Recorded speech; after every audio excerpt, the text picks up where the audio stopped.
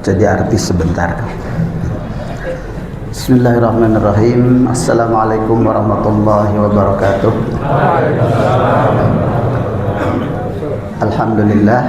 Alhamdulillahilladzi arsala rasulahu bil huda wa dinil haq liyudhhirahu 'ala dini kullihi wa kafa billahi shahida.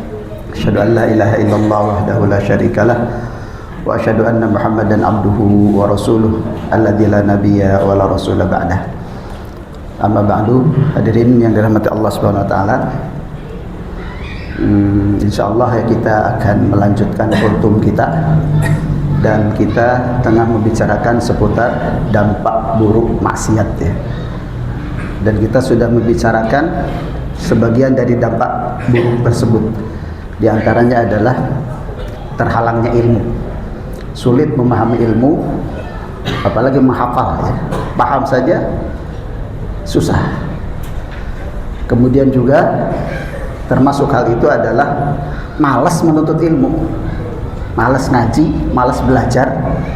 Itu juga karena dosa, dampak buruk dosa. Maka ini tidak boleh dibiarkan ya, karena memang keinginan setan menghalangi seorang hamba dari ilmu, sehingga ketika seseorang tanpa ilmu akan mudah untuk dijerumuskan dan disesatkan. Kemudian yang berikutnya yang sudah kita sampaikan, di antara dampak buruk maksiat adalah dia akan menghadapi beragam kesulitan hidup. Hidupnya akan serba sulit, yaitu karena sebab maksiat. Kemudian kaum muslimin dirahmati Allah, di dalam surah Asy-Syura ayat 30 Allah berfirman, "Wa ma asabakum min musibatin fabima kasabat aydikum." Kata Allah Subhanahu wa taala, musibah apapun yang menimpamu itu karena perbuatan tangan-tanganmu sendiri.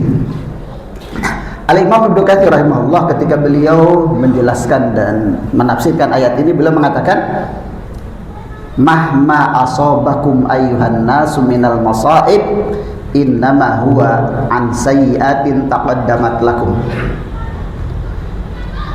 Musibah apapun yang menimpamu wahai manusia itu karena dosa-dosa yang kamu lakukan. Jadi musibah apapun yang menimpa seseorang itu karena dosa yang dilakukannya.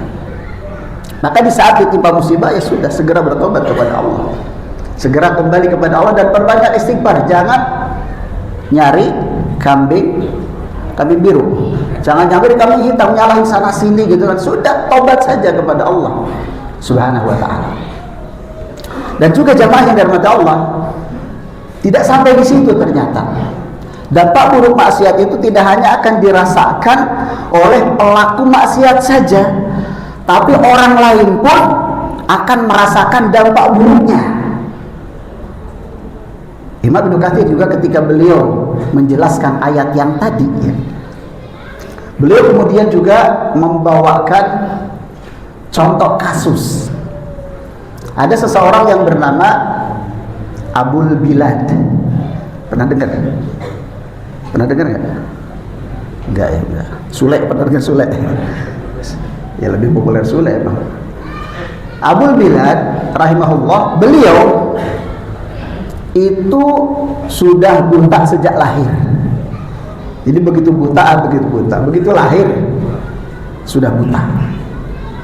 Nah, ketika beliau membaca ayat yang tadi, merenungi musibah apapun yang menimpamu karena dosa yang kamu lakukan, dia itu nggak paham, dia nggak ngerti. Musibah apapun yang menimpamu karena dosa yang kamu lakukan. Kata dia, saya sudah buta sejak lahir. Artinya sebelum dia melakukan dosa sudah diberi musibah oleh Allah Subhanahu wa taala, yaitu buta mata, tidak bisa melihat. Karena nggak paham-paham, direnungi, nggak mudeng-mudeng. Akhirnya beliau mendatangi salah seorang ulama pada saat itu yang bernama Al-Alla ibn Badar rahimahullah ta'ala. Beliau datang dan bertanya, "Wahai imam, saya membaca ayat ini Musibah apapun yang menimpamu karena dosa yang kamu lakukan. Saya ini sudah diberi musibah oleh Allah dengan mata yang buta, tidak bisa melihat sejak saya lahir, sehingga saya belum sempat melakukan dosa. Tapi kenapa sudah diberi musibah oleh Allah Subhanahu wa taala? Padahal kata Allah tadi, musibah itu karena dosa yang kamu lakukan. Apa jawaban beliau? Ini perhatikan jemaah dari Allah. Apa jawaban beliau? Bidunubi walidaika. Ini karena dosa-dosa kedua orang tuamu. Jadi ternyata dampak buruk dosa itu tidak hanya dirasakan oleh pelaku dosa saja. Orang lain pun, terkhusus orang-orang dekatnya, akan merasakan dampak buruknya. Mungkin ada yang bertanya, loh kok bisa? Bukankah seseorang hanya akan menanggung beban dosa yang dilakukannya sendiri? Wala taziru waziratun wizra ukhra. Seseorang tidak akan menanggung beban dosa kecuali apa yang dia lakukan. Dosa orang lain ya ditanggung masing-masing, kan gitu. Nah, jamaah dapat Allah perlu diperhatikan ya. Di akhirat, iya, semua orang hanya akan menanggung beban dosa yang dia lakukan di dunia, atau dia yang menjadi penyebabnya, gitu kan. Meskipun dosanya orang lain, tapi dia menjadi sebabnya, nunjuki, ngarahkan misalnya, mencontohkan, sehingga orang lain mengikuti dia, maka dia akan menanggung dosa. Artinya dia punya sebab, punya andil. Lah ini kok dia enggak melakukan, tapi dia merasakan orang lain. Dia ikut merasakan dampaknya. Jamaah dari Allah perlu diketahui bahwa ya, kalau di dunia bisa saja gitu kan, seseorang melakukan dosa kemudian dampak buruknya akan dirasakan oleh orang-orang yang tidak berdosa. Bukankah ketika Allah misalnya mengguncangkan bumi ini dengan gempa, misalnya karena pelaku maksiat penduduk negeri, apakah yang merasakan dampak buruknya hanya orang-orang pelaku maksiat saja atau semuanya? Semuanya. Ketika ada banjir, misalnya sekarang kan musim banjir ya, alhamdulillah Cilacap ini masya Allah, ini nikmat yang sangat besar yang wajib kita syukuri gitu. Ketika mereka kesusahan karena banjir, apakah banjir ini hanya menimpa pelaku-pelaku dosa dan maksiat? Enggak, kan semuanya juga kena. Makanya ini kata Allah Subhanahu wa taala dalam surah Al-Anfal 25, wattaqu fitnatan la tusibannal ladzina zalamu minkum khassah. Kamu harus takut dengan siksaan yang Allah timpakan bukan hanya kepada pelaku-pelaku kezaliman saja. Artinya semuanya bisa kena, gitu kan. Jadi di dunia orang lain pun bisa merasakan dampak buruk maksiat yang dilakukan orang lain. Makanya harus saling mengingatkan. Tidak boleh dibiarkan kemaksiatan, ya harus diingkari. Yang minimal kan dengan hati, itu sudah batas akhir, gitu kan. Kita harus mengingkarinya, harus mengingatkan sesuai dengan kemampuan masing-masing. Kemudian juga jamaah minta Allah, sebagai contoh misalnya, contoh yang lain, anak hasil zina. Anak hasil zina. Ada anak hasil zina? Banyak ya. Anak hasil zina. Si anak berdosa tidak? Gak berdosa. Gak dosa si anak. Yang dosa siapa? Orang tuanya. Tapi si anak, apakah dia akan merasakan dampak buruknya? Merasakan. Paling teman-temannya tahu misalnya, kamu itu kata ayahku hasil zina misalnya. Bayangkan beban psikologis seorang anak ketika tahu ternyata orang tuanya seperti itu. Ibumu itu sudah hamil ketika kamu nikah misalnya dengan ketika ayahmu nikah dengan ibumu, dia sudah hamil. Kata ibumu itu melahirkanmu ketika baru 1 bulan menikah misalnya. Coba, seorang anak kan dia menanggung beban yang berat, apalagi kalau dia anak perempuan. Ini lebih berat lagi jamaah dari Allah.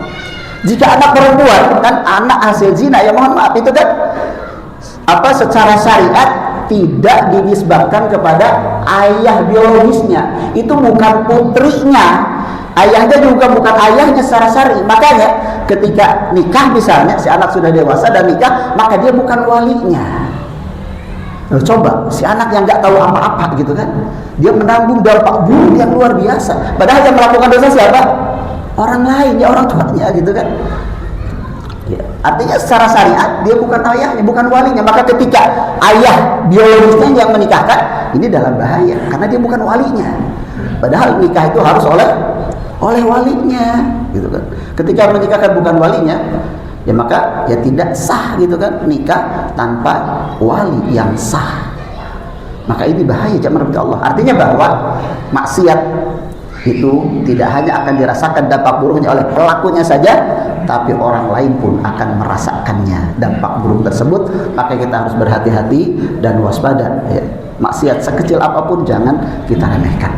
Aku qouli hadza wa astaghfirullah azim li wa lakum wastaghfiruhu innahu wal ghafurur rahim. Subhanakallahumma wa bihamdik asyhadu an la ilaha illa anta astaghfiruka wa atubu ilaik. Wassalamualaikum warahmatullahi wabarakatuh.